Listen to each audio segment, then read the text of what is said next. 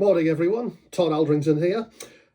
In my last video, the one thing that I intended to do, but forgot to because I was caught up in the spontaneity of it all a little bit, was to credit the cover artist for the release I was talking about. It was Temiree who drew this cover for me, and also the one that's on A Christmas Reunion, so I pulled that one out of the stock cupboard as well, just to show that one off too.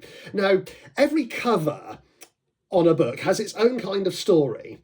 And I wanted to talk about this just because, well, for one thing, Temiree is a very popular artist in the fandom who probably needs no advertising from me, but he was really good to work with on this because authors, when they're talking to artists about covers, have a habit of being their own worst enemy. But he flattered me actually after we went through the Christmas Reunion design and I launched that book, and I asked him, well, would you consider drawing another one for me at some point? And he said, well, of course I would, you were great to work with. And I thought, wow, okay, I've obviously nailed that one, because I know that I have a tendency to nitpick about everything, and despite being aware of some of the traps that artists fall into when designing covers and talking to cover designers, I thought I could easily fall into those traps.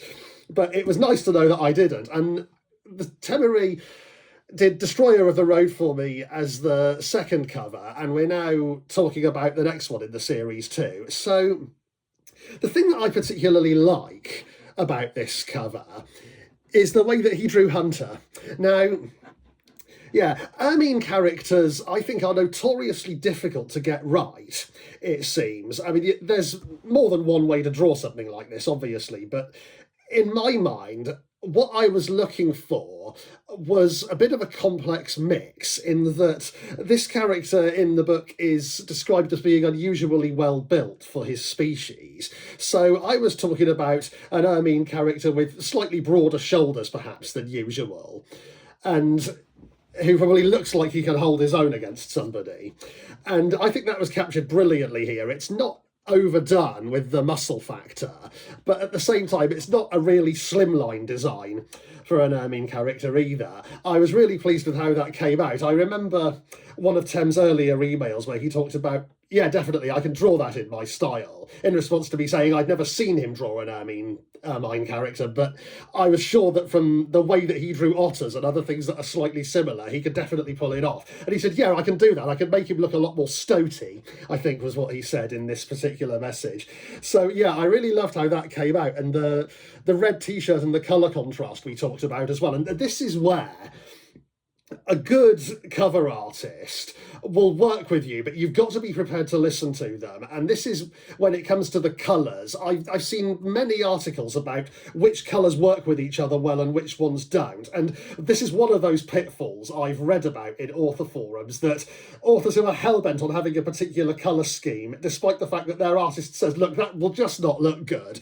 It's a bit like what I've read about tattoo artists sometimes saying, look, I know you've got your heart set on this particular design for this part of your body, but trust me, it just will not work. It will look terrible and you will regret it. And this is where I think authors need to know how to listen. And I spent a while going back and forward in emails with Tem, consulting about the colour scheme that I wanted here, and taking suggestions and also making some of my own, but saying, okay, if that really doesn't work, then I'm open to changing this. And I seem to remember we did have a discussion about red and orange being on the same cover. So another thing that I did get my way on was the green flames here. Now, there's a reason for that one, which I'll maybe come back to in a minute, but I thought, yeah, orange and green will work well together. Will red actually work? And yeah, I was really pleased with the end thing, because I thought we are dabbling in a colour scheme which, if you don't keep control over it, could potentially just not work at all. And I'm thinking, well, okay, how close am I to the edge of the pit here? Am I hell-bent on these colours, or can we actually change them? And yeah, I think one of the reasons why this is my favourite cover so far, I think, out of all the ones I've had on my books, real name ones included, is that these colour schemes just match so well, and the font at the end of it makes this. Now, I wish I could remember the name of this font. I should have looked it up, really, before I came on here, but I had to buy a license for it because it's not one that's free use. But the person who designed this was actually very good in saying, okay, I recognise that you're a small indie publisher and not a major business, and therefore I'll give you a license for 3 books for this at a discounted rate from the normal. But what I'm coming back to here is that it was Tem who picked that font, so it was his eye, really, that got me to that place where I thought, actually, yeah, that is so good, and none of the substitutes quite work as well, that I am prepared to shell out extra money from the business account to get that font on all of these covers. Yeah, so I've got him to credit for that one as well. And again, I really like the orange and the fade here. And then you come down to the orange of Alex's t-shirt and the green flames. So the green flames, that's a nice little sort of Easter egg there. They were based on, I think the reason I mentioned tattoos a minute ago is because those green flames were based on the tattoos that Kirk Hammett from Metallica has. Again, lead guitarist, favours this particular brand of guitar that we used as the model for Alex's guitar here, which is Jackson. I think, yeah, he likes Jackson, and ESP, I think, is the other one that he plays. And he's got these flame tattoos on his hips. I remember seeing a picture of them in the 90s. Back when they were promoting, I think it was Load and Reload, those 2 albums. And I thought, yeah, I'm not really into body art myself. Those really look cool on the right person, and Kirk Hammett was the right person for those. So I put them on this trailer here as part of a homage to the metal side of things, the musical influences. And Tem drew them so well, I had to find a reference through Google, because when I actually looked at the tattoos, they weren't quite what I remembered, this picture of Kirk Hammett. So I went and found a sort of skateboard design, I think it was, the flames there. And those got copied across beautifully. Now, the other thing I really liked was that at the end of designing this, Tem sent me an email with some different colour washes and filters put over the cover to slightly change the look of them. And I remember, actually, yeah, I'm going to admit this publicly, I was in the office working my day job when that landed, and what I would have told my boss was that I took my lunch break and did it. Well, really, yeah, I used half an hour and worked it another time, just because I was really into this cover, and I couldn't wait until I got home for this. I wanted to choose the filter that I wanted, and I spent a good half an hour flicking between them, thinking, I don't actually know which is the best, because they're all really good. So which one's going to look the best when this is printed and when the cover scales? And eventually I did settle on one, and I emailed Tem saying, I think it's this one. And the response I got was just brilliant. It was, I'm really glad you chose that one, because I was hoping that would be the one you chose. So I guess there was some great minds thinking alike there. So, yeah, that's a bit of the story of this cover in a nutshell. Yeah, I really like it. I'm hoping that it will perhaps drive a few more paperback sales, and that people want to have a physical copy of this. They are really good. And yeah, the other thing that I thought of when I got Christmas Reunion out, thinking let's plug that one too, is how different these designs really are. I mean, for one thing, you've got winter here, and you've got what's most likely summer here. In my mind, it was summer.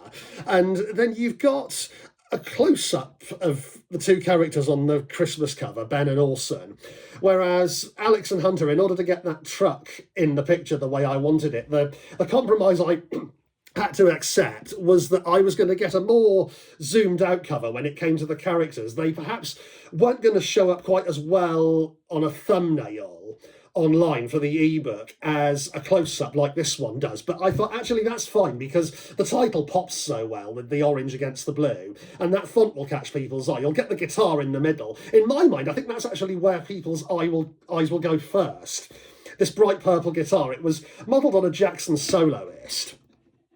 And I thought, yeah, that'll catch people's eye, and that'll make a promise the way that a cover's supposed to.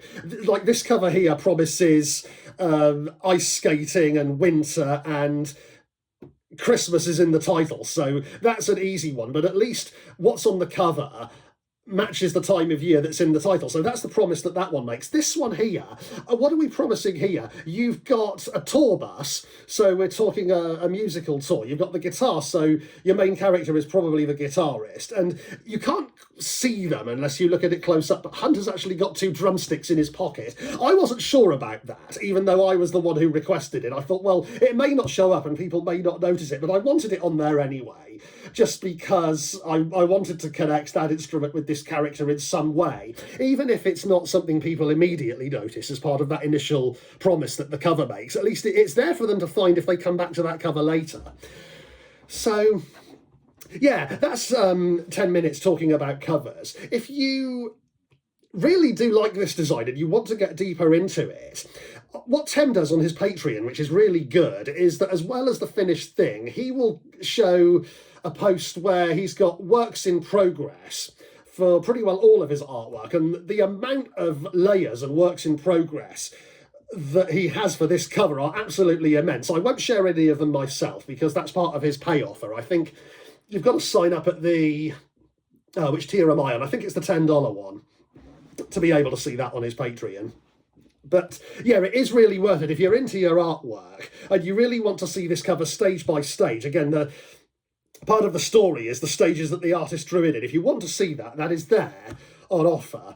So on that note, I'll sign off there. That's a good 11 minutes of me talking about covers. If you do buy the book, I hope you enjoy it. And if you do check out Tem's artwork, it's really worth it. I hope you enjoy that too.